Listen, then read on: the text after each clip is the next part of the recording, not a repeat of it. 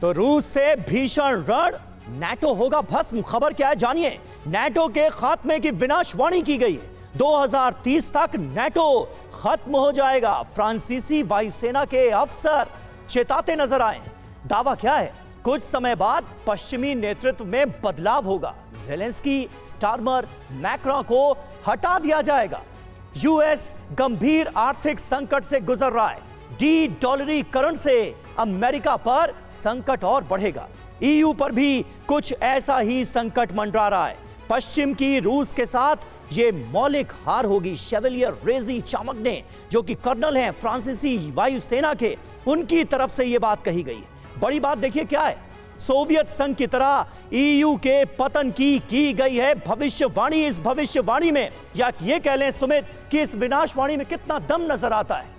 देखिए, वैसे तो समीर अगर देखा जाए तो ये बात सही है कि लगातार अब जो वजूद है वो नाटो के ऊपर खड़ा हो रहा है, यानी लगातार नाटो के वजूद पर सवाल खड़े हो रहे हैं। और ये भी सवाल खड़े हो रहे हैं कि आखिरकार इस जंग के खत्म होने के बाद क्या रिलेवेंस बचेगा नाटो का? इसका जवाब होगा नहीं। और अगर आप देखें कि इस युद्ध के बाद सीधे तौर पर सबसे ज्यादा सवाल किस पे खड़े होने वाले हैं, वो फ्रांस पर, वो ब्रिटेन पे सवाल खड़े होने वाले हैं। यही वजह है कि फ्रांस और ब्रिटेन सबसे ज्यादा चाहते हैं कि ये जंग चलती रहे। और सीधे तौर पर अगर आप देखें कि पहले रूस लगातार सवाल खड़े कर रहा था, यहां तक कि अब अमेरिका सवाल खड़े करने लग गया। और यही वजह है कि फ्रांस को लगता है कि अगर नाटो को बचाना है तो निश्चित तौर पर ये जंग तो चलनी चाहिए।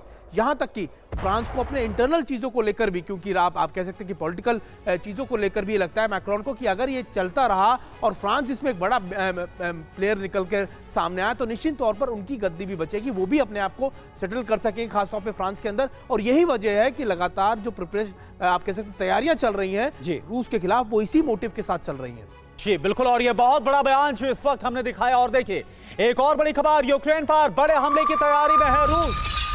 6 लड़ाकों को फ्रंट पर भेजने की तैयारी है। बॉर्डर पर जाने से पहले लड़ाकों का जश्न। ये देखिए तस्वीरें आपके सामने। तो जो तस्वीरें निकलकर सामने आ रही, उससे कहीं से भी नहीं लगता कि युद्ध किसी भी तरह से शांति या सीजफायर की तरफ बढ़ रहा है। युद्ध और विध्वंसक होगा, हालात और ज्यादा खराब होंगे, ये तस्वीरें बता रही हैं।